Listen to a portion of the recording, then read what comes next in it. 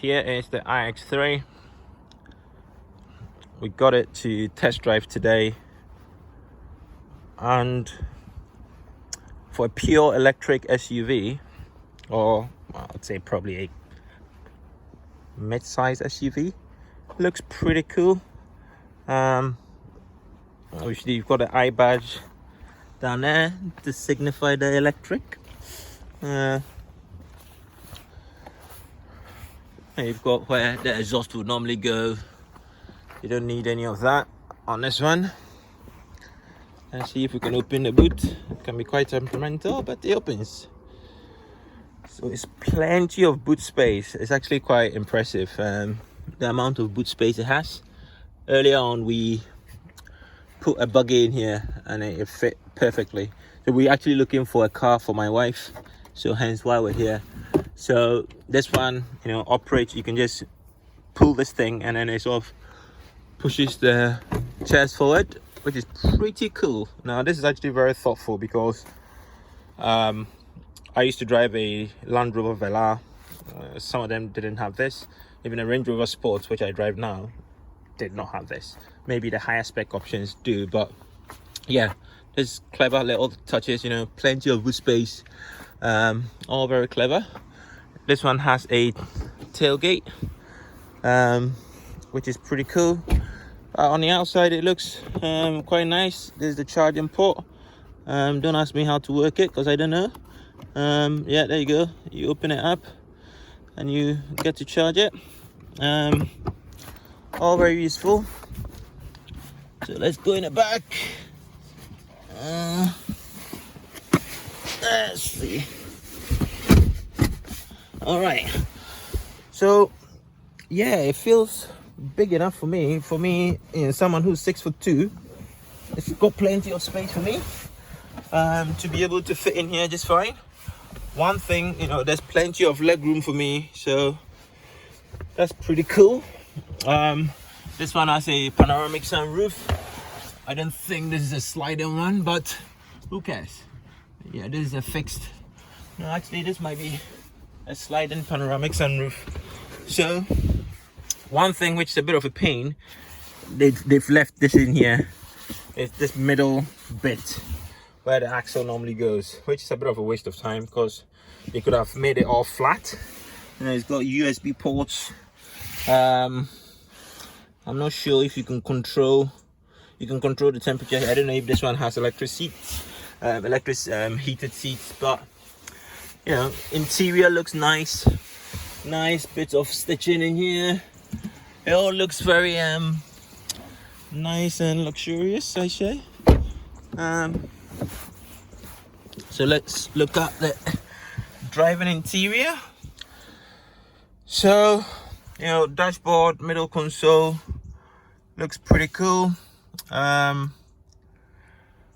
know, big door bins here. So you've got an X logo. You know, this particular one has those blue. This one looks more like purple, but in some other videos they look blue. You know, the seating looks pretty premium. It doesn't look very cheap. Still more USB charging cables. Now this is a cool feature which I didn't know this model had, but it does. So this is a wireless charger. So I placed my phone in here earlier and it was happily charging for me, which is really good. Obviously you've got the center console there. Again, pretty cool. Yeah, if I were to put my foot on a brake, start it, so that sound you just heard, that's to say the car has started. Now, so the car has started, but you cannot hear anything, which is insane, right? For me, if now I were to put this in drive and just let my foot off, so this is driving and you couldn't hear anything. So if there's one gripe I have about this car, it is the fact that once you start the car, okay, when you press the stop button and it starts, you hear that sound, but afterwards you don't know if the car has started. So it takes a bit of getting used to. So that was the bit that threw me off when I first got into this car. But besides that, it's pretty cool. Nice looking car. Interior is nice. Do I think it's a 60k looking car? Absolutely not. So I had a test drive in a Audi Q4 E-Tron. The interior looks pretty much the same. My wife had a test drive in a VW ID4. She prefers the interior of the ID4 to this one. So I'm yet to test drive a Model Y. So we are considering, you know, those types of models. She hated the EQA, Mercedes EQA. So that was a no-go. But I mean, this car has a lot of clever little features, right? You know, like this thing I just discovered, you know, which pushes the seating forward. It's all very nice. Don't know why you'd need that, but okay. You know, the seating position can go up and down, all electrically operated. So again, very nice.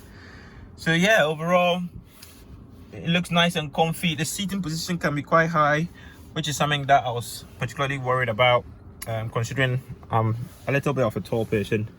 But it looks nice. I actually prefer this car than the ID4 personally, but my missus prefers the ID4 because she's test driven the ID4. So I need to test drive the ID4 to be sold. But overall verdict on this car, for its starting price of 60k, I don't think it's a 60k car.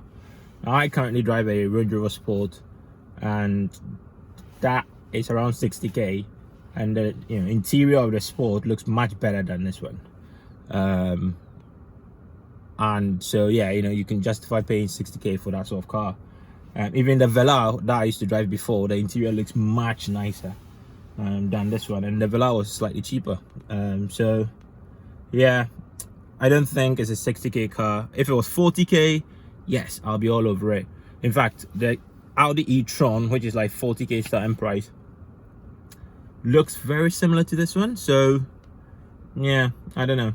I mean, this one apparently gives you like something like 250 miles. I'm not entirely sure, but I'm sure I'm gonna put it on the video. But yeah, for 60k, I don't know, I expected a bit more. Wow. Now this car competes with the EQC, and I'm gonna do a video on the EQC, and so you'd see the difference. But as far as looks, it doesn't look anything that would blow your mind away, right? It's just pretty standard stuff. This one has rear reversing camera, parking sensors everywhere, just box standard stuff. Nothing here makes me think, wow, it has this. So for 60k, maybe I was expecting more, but nothing in the car sort of makes me think, oh wowza, this is the thing, which blows your mind. So yeah, so far it's a no for me, but yeah, we'll see how it goes on the other drives. Hope you enjoyed the video, and yeah, come back next time, subscribe to the channel for more reviews of cars and the rest of it. All right, take care, bye bye.